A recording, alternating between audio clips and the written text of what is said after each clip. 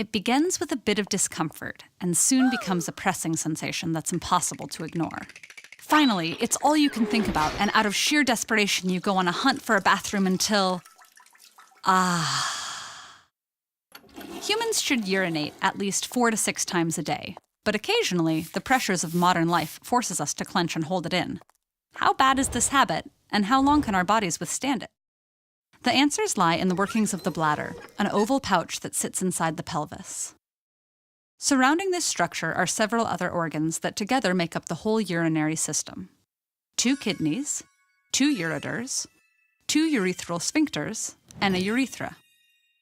Constantly trickling down from the kidneys is the yellowish liquid known as urine. The kidneys make urine from a mix of water and the body's waste products, funneling the unwanted fluid into 2 muscular tubes called ureters. These carry it downward into the hollow organ known as the bladder. This organ's muscular wall is made of tissue called detrusor muscle, which relaxes as the bladder fills, allowing it to inflate like a balloon. As the bladder gets full, the detrusor contracts. The internal urethral sphincter automatically and involuntarily opens, and the urine is released. Whooshing downwards, the fluid enters the urethra and stops short at the external urethral sphincter. This works like a tap. When you want to delay urinating, you keep the sphincter closed.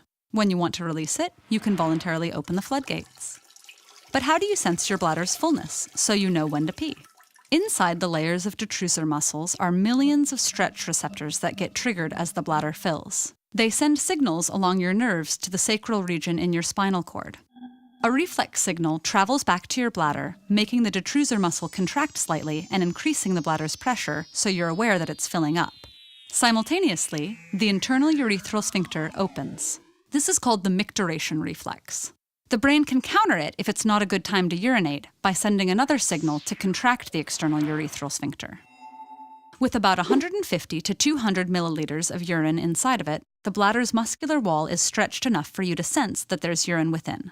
At about 400 to 500 milliliters, the pressure becomes uncomfortable. The bladder can go on stretching, but only to a point. Above 1,000 milliliters, it may burst. Most people would lose bladder control before this happens, but in very rare cases, such as when a person can't sense the need to urinate, the pouch can rupture painfully, requiring surgery to fix. But under normal circumstances, your decision to urinate stops the brain's signal to the external urethral sphincter, causing it to relax and the bladder to empty. The external urethral sphincter is one of the muscles of the pelvic floor, and it provides support to the urethra and bladder neck. It's lucky we have these pelvic floor muscles, because placing pressure on the system by coughing, sneezing, laughing, or jumping could cause bladder leakage.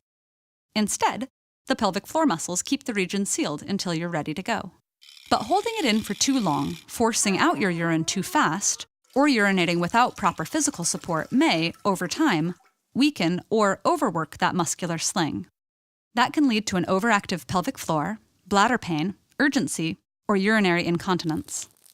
So, in the interest of long-term health, it's not a great habit to hold your pee. But in the short term at least, your body and brain have got you covered, so you can conveniently choose your moment of sweet release.